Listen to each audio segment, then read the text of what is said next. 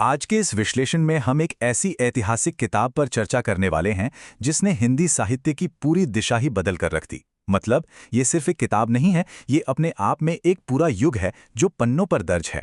हम बात कर रहे हैं एक दुनिया समानांतर की। ये एक ऐसी प्रतिष्ठित रचना है जिसकी गूंज आज भी साहित्यिक गलियारों में साफ सुनाई देती है। तो चलिए बिना किसी देरी के इस अद्भुत साहित्यिक सफर पर निकलते हैं और इसके हर पहलू को करीब से समझते हैं।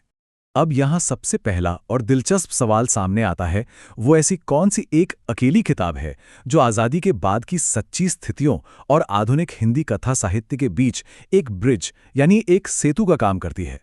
साहित्य के विद्यार्थियों और सिविल सर्विसेज की तैयारी करने वालों के दिमाग में ये सवाल आना बिल्कुल लाजमी है।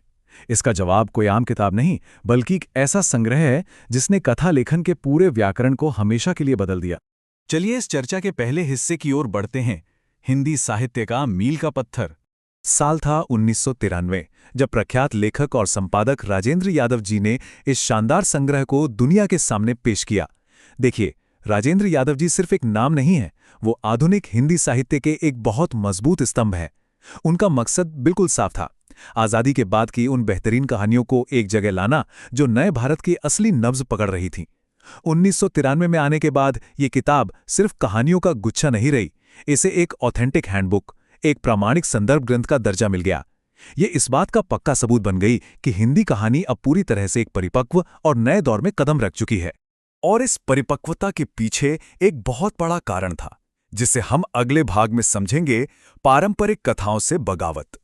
यहां हमें एक बहुत ही दिलचस्प टकराव देखने को मिलता है। एक तरफ थी सदियों से चली आ रही वही पुरानी परिपाटी, वही बंदी बंधाई कहानियां, और दूसरी तरफ था नया यथार्थ और संवेदनाएं। इस संग्रह की सबसे बड़ी खासियत ही इसका विद्रोही तेवर है। राजेंद्र यादव जी ने पुरानी और जर्जर हो चुकी संरचनाओं को पूरी तरह खारिज कर दिया। जो कहानियां सिर्फ आदर्शवाद या कोरी कल्पनाओं पर टिकी थीं, उन्हें पीछे छोड़ दिया गया। इसकी जगह उन्होंने चुन चुनकर ऐसी कहानियों को जगह दी जिसमें समाज की बिल्कुल नंगी सच्चाई और इंसानी जज्बातों की गहराई थी। बिल्कुल एक नया कलात्मक धरातल। अगर इस संग्रह को किसी एक शब्द में बयां करना हो तो वो शब्द होगा क्रांतिकारी।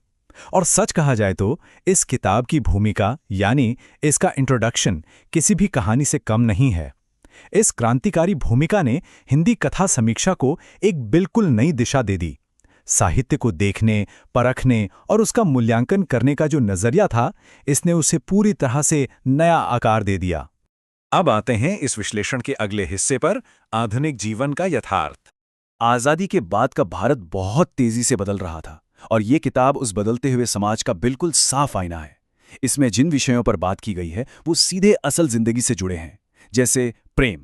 यहाँ परियों वाली कहानियों वाला प्यार नहीं है, बल्कि यथार्थ की कसौटी पर कसा हुआ प्रेम है। फिर पारिवारिक विघटन की बात होती है, कैसे संयुक्त परिवार टूट रहे थे और रिश्ते बिखर रहे थे। सामाजिक असमानता और आम आदमी के जीवन का कठोर संघर्ष इन कहानियों के बिल्कुल केंद्र में है। और सबसे खास बात, आधुनिक जीवन की जटिलताएं, जिसने इंसान को अंदर तक उलझा दिया था। इन कहानियों ने मानवीय मनोविज्ञान की इन गहरी परतों को बहुत ही संवेदनशीलता के साथ छुआ है। चलिए अब उन दिग्गजों की बात करते हैं जिन्होंने इस नए युग की नींव रखी, नए युग के प्रमुख रचनाकार। ये वो महान शिल्पी थे जिन्होंने अपनी कलम से इस नए यथार्थ को गढ़ा। इन लेखकों ने हिंदी साहित्य को एक अंतर्राष्ट्रीय स्तर की गहराई दी। ये सिर्फ नाम नहीं है, ये हिंदी साहित्य के स्वर्ण युग के हस्ताक्षर हैं। मन्नू भंडारी जी को ही ले लीजिए, जिनकी कहानियां इंसानी रिश्तों की इतनी बारीक चीरफाड़ करती हैं। मोहन राकेश, जिन्होंने आधुनिक इंसान के अकेलेपन को आवाज दी।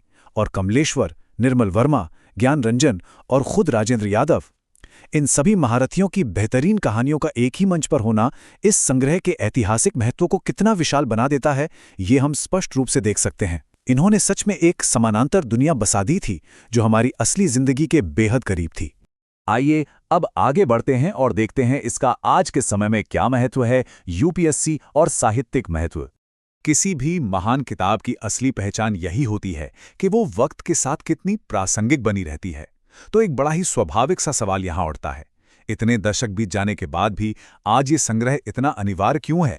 बाजार में इतनी नई किताबें मौजूद होने के बावजूद एक दुनिया समानांतर को आज भी पढ़ना और समझना इतना जरूरी क्यों माना जाता है?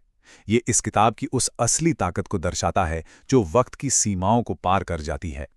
इस सवाल का बड़ा ही सीधा सा जवाब यह है कि हिंदी साहित्य का कोई भी गंभीर विद्यार्थी इस किताब को पढ़े बिना अपना अध्ययन पूरा नहीं मान सकता।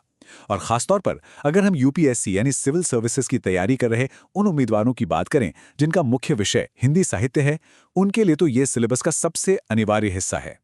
इसे सिर्फ इसलिए नहीं पढ़ा जाता क्योंकि ये परीक्षा में आएगा, बल्कि इसलिए पढ़ा जाता है क्योंकि ये किताब समाज के उस ताने बाने को समझाती है जिसे जाने बिना इस समाज की सेवा करना या इसे कोई सही दिशा देना बिल्कुल असंभव है।